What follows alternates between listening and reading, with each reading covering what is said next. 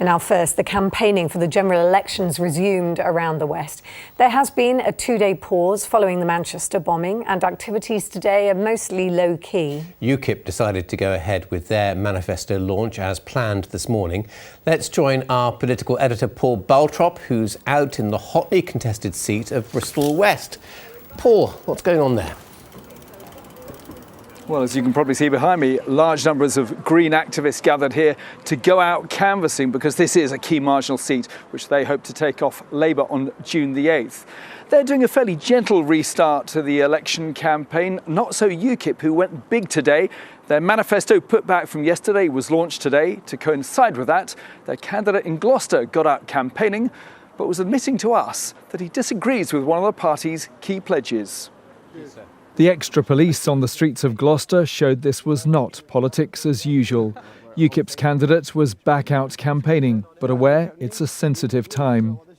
I was at the cathedral with the other civic leaders and showing respect and whatnot, and I think, unfortunately, it was a snap election. We haven't got a lot of time to campaign. Yes, these issues are sensitive, and I think we were right to stand down everything and phase everything down. But I think in light of the fact the National Manifesto's gone out, I think that, people will be thinking about that and talking about that. Gloucester voted strongly for Brexit last year, though not everyone wants to read UKIP's literature. Their news sheets were today joined by the election manifesto, launched in London by the party's leaders, with strong words about tackling radical Islam. She's failed to prevent extremists spreading hatred in our universities and our mosques. Their most distinctive pledge, a ban on burqas. I believe if you want to enjoy the full fruit of our brilliant society, then you have to be prepared to show your face, because it precludes you from communicating with people, it precludes you from taking up certain jobs, but also it's about security as well. Back in Gloucester, with its ethnic minority population, that's a message their candidate fears could go down badly.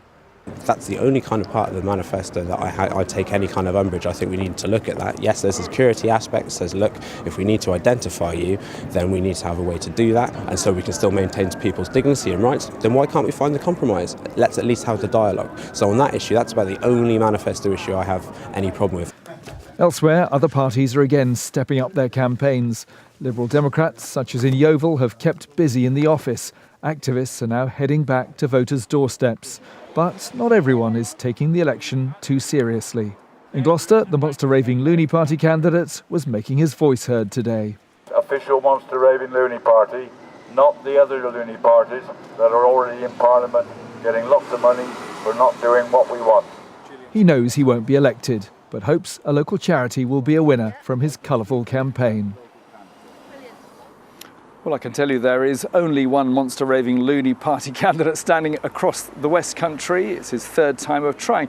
Interestingly enough, UKIP are not putting up as many candidates as they did before. Let's have a look at the political map of the West Country as it stands. That sea of blue, won by the Conservatives last time around, with a small pocket of red in Bristol with the 3 Labour seats. Now, 2015, there were UKIP candidates the length and breadth of the West Country. Contrast that, though, with the situation this year. They've only got candidates in under half of the seats, 14. So, campaign is resuming, fairly low-key. We can see the activists down there out doing a bit of door-to-door canvassing. It's fairly softly. People are aware that you mustn't say the wrong thing. Labour today have forced the resignation of their vice chair in Stroud, who had made some inappropriate comments on social media. Local canvassing today, the big national canvassing gets back going tomorrow. OK, thanks very much, Paul. Paul Baltrop on Royal York Crescent. Gosh, I should know the name of it now. I was born there.